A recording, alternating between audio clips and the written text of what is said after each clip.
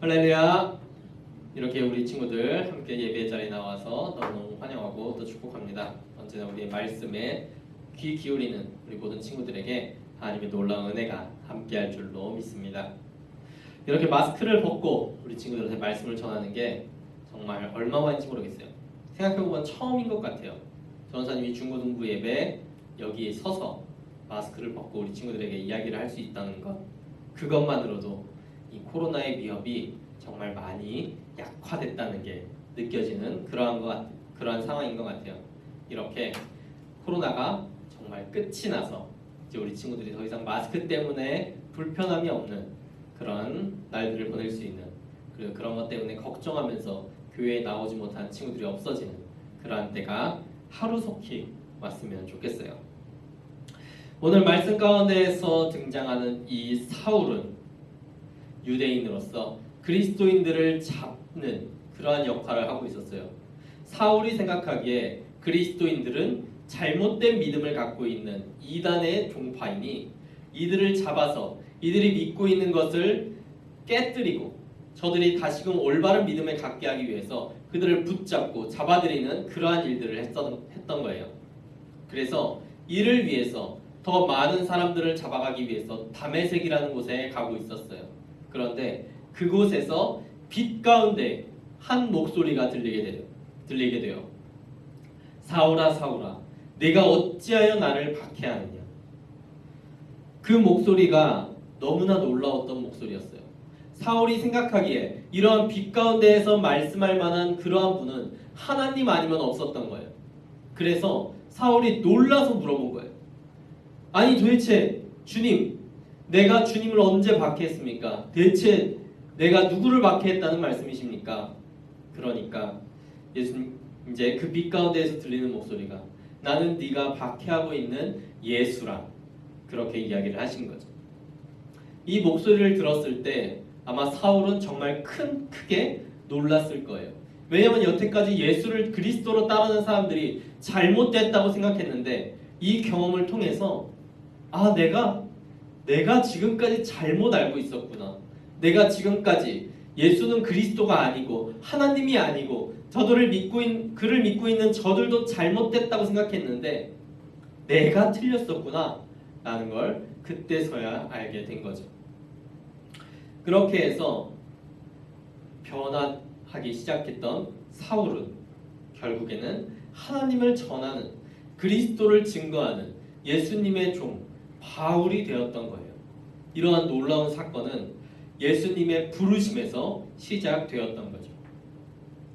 예수님을 만나게 됐던 그 상황, 그 장소는 참으로 의외인 장소였어요.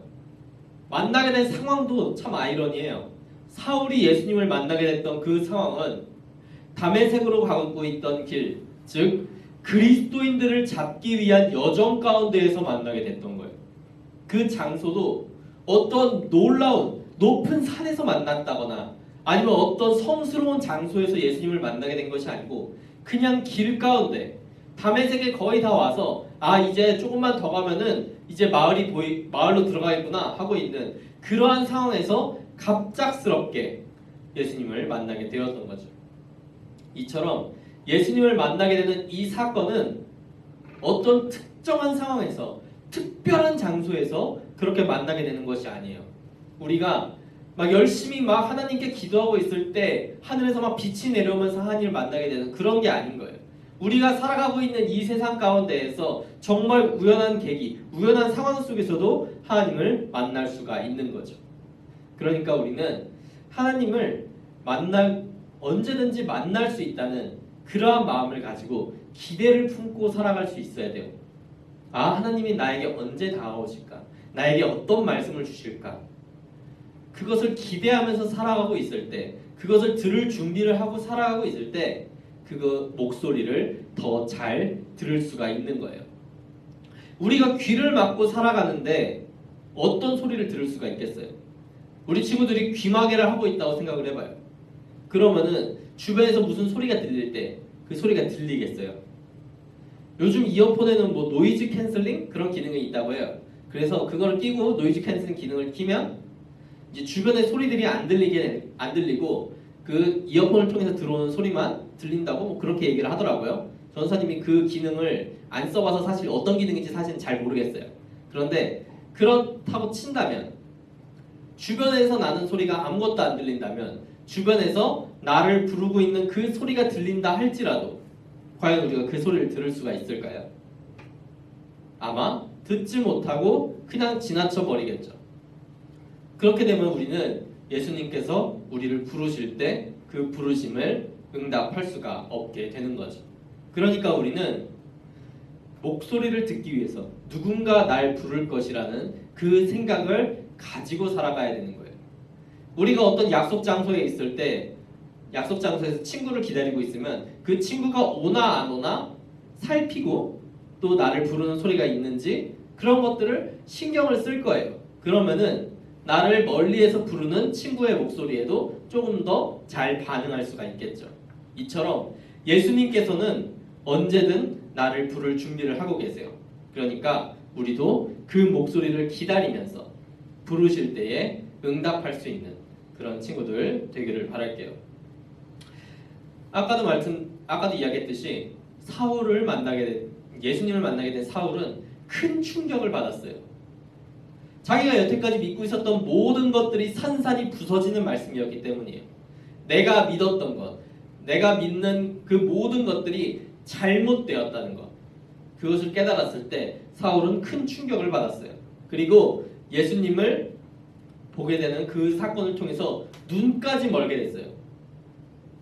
그 사건에서 여태까지 그는 잘못된 것을 믿고 있었고 잘못된 것을 보고 있었는데 이제 올바른 것을 한 번에 받게 되니까 그것을 감당하는 게 너무나 힘들었던 것이죠. 그런데 그 이후의 말씀들을 보게 되면은 아나니아라는 사람을 통해서 하나님께서 사울에게 안수를 하게 돼요. 그때 그의 눈이 다시금 띄어지게 되는데 거기에 대한 말씀을 보게 되면 눈에서 비늘 같은 것이 벗겨졌다라고 쓰여 있어요. 이것은 그때까지만 해도 사울의 눈을 막고 있었던 것, 그것이 드디어 사라지게 되었다는 거예요. 이전까지는 사울이 잘못된 것을 보고 올바로 볼 수 없었기 때문에 잘못된 믿음을 가지고 있었는데 이제 그 눈에서 비늘이 벗겨지고 잘못된 것을 보게 했던 우리의 눈을 막고 있던 그것이 사라지고 바로 볼 수 있게 되니까 그가 온전한 믿음 안으로 들어갈 수 있게 되었던 거예요. 우리가 잘못 보고 있는 동안에는 그것에 대해서 제대로 판단을 할 수가 없어요. 우리가 색안경을 끼고 사물을 올바로 볼 수 없는 것처럼 우리가 노란색 안경을 끼고 있다고 치면은 우리는 이 하얀 종이가 노랗게 보일 거예요. 그럼 우리가 이것을 아무리 흰색이라고 말해도 그 사람은 아니 내 눈엔 노란색으로 보이는데 저거 노란색인데 그렇게 말할 수밖에 없는 거예요. 그렇게 우리가 끼고 있는 그 색안경, 이 세상의 상식과 기준이라는 색안경을 벗어버려야 드디어 우리는 하나님을 바로 볼 수가 있게 되는 거예요. 바로 볼 때 바로 알게 되고 바로 믿을 수가 있게 되는 거죠. 그렇게 바로 보게 된 사울은 그 이전까지의 믿음을 다 내려놓고 그때부터 변화돼서 그 유명한 전도자 사도 바울이 될 수 있었던 거예요. 그리스도인들을 잡아 가두고 박해하던 사울에서 그리스도를 전파하는 바울로 변하게 된 것은 이 사건을 통해서였던 거예요. 하나님께서 바울을 부르신 이 사건은 참으로 놀라운 사건이지만 이것은 오히려 하나님의 계획에 의한 사건이라고도 할 수가 있어요. 하나님께서는 바울을 쓰시기 위해서 바울을 부르셨어요. 왜냐하면 바울은 잘못된 믿음과 잘못된 색안경을 끼고 있었지만 그 외에는 하나님이 쓰시기에 좋은 모든 조건들을 다 가지고 있었어요. 그는 똑똑한 사람이었고 열정이 있는 사람이었고 언제든지 그 믿음을 가지고 죽기 위해 죽음조차 두려워하지 않고 나아갈 수 있는 사람이었어요. 단지 그 색안경을 벗기고 잘못된 믿음만 조정할 수 있으면 그 믿음의 길에서 돌이키게만 할 수 있으면 그리스도를 위한 정말 완벽한 전도자가 될 수 있었던 사람인 거죠.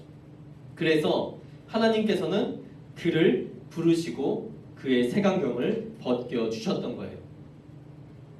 하나님의 부르심은 이런 식이에요.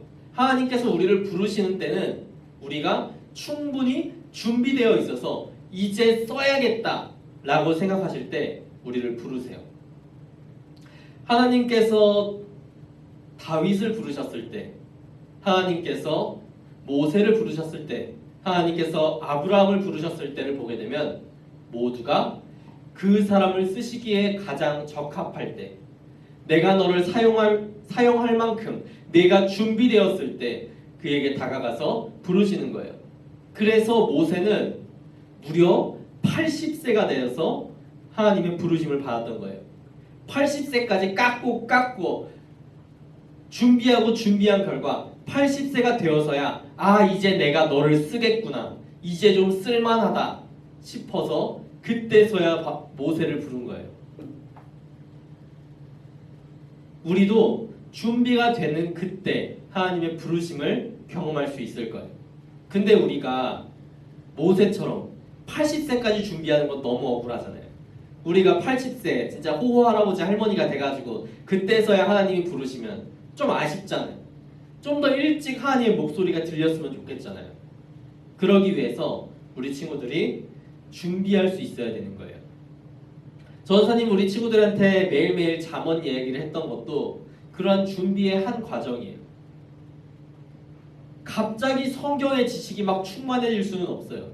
조금씩 쌓아가는 거예요. 전도사님이 되기 위해서 성경 이런 말씀 같은 거를 6년 동안 공부했어요.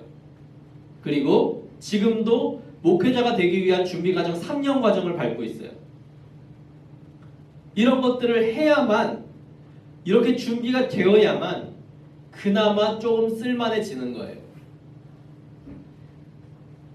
그러니까 우리 친구들도 하나님께 쓰임받기 위해서 우리 친구들을 갈고 닦는 그런 친구들이 되었으면 좋겠어요.